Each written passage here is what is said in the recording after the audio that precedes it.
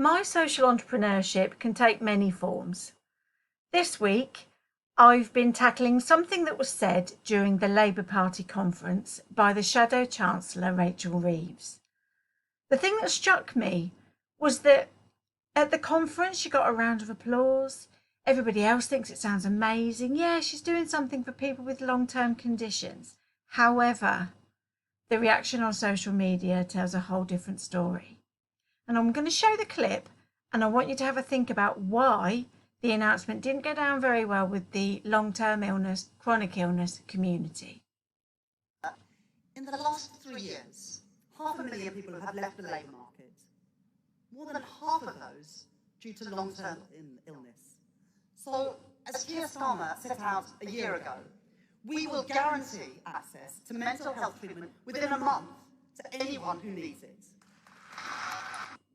Did you spot it? What I want you to do is replace the words long-term conditions with cancer or Alzheimer's. I'm in no way comparing ME or long COVID or muscle activation syndrome or fibromyalgia with cancer. But what I am saying is that all of those chronic illness conditions are biological and have biomedical triggers. There is nothing psychological about these diseases.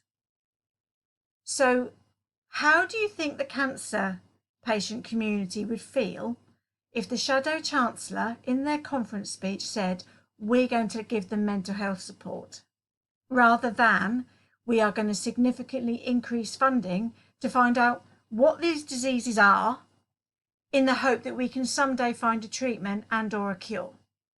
But Rachel Reeves didn't say that. Rachel Reeves is offering us mental health support.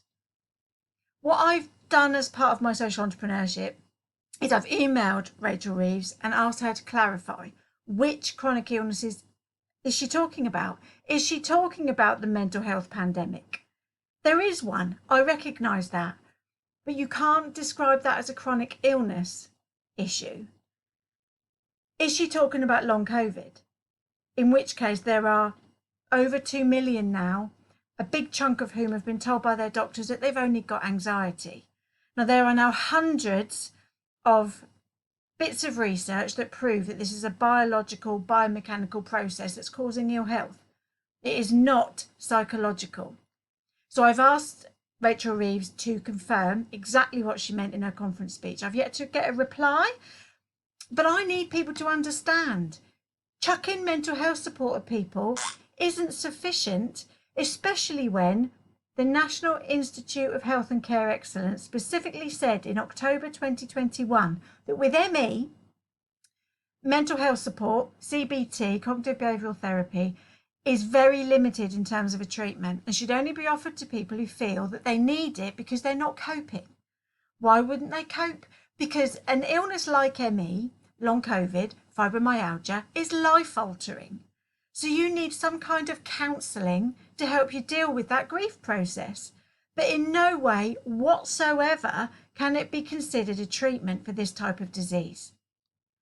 And let me make it clear, half of long COVID, if that is what Rachel Reeves is talking about when she says chronic illness or long-term illness, if she's talking about long COVID, half are ME cases. Half. And let me also make it clear, the Labour Party were very closely linked. In fact, I think they were the party that funded the PACE trial. The PACE trial has now been massively debunked. It's now been called a medical scandal because they said that CBT would be a treatment for ME. And that's part of the reason why ME is so badly stigmatised. So if Labour are thinking of going down the same route again with long COVID, I feel we need to nip that in the bud.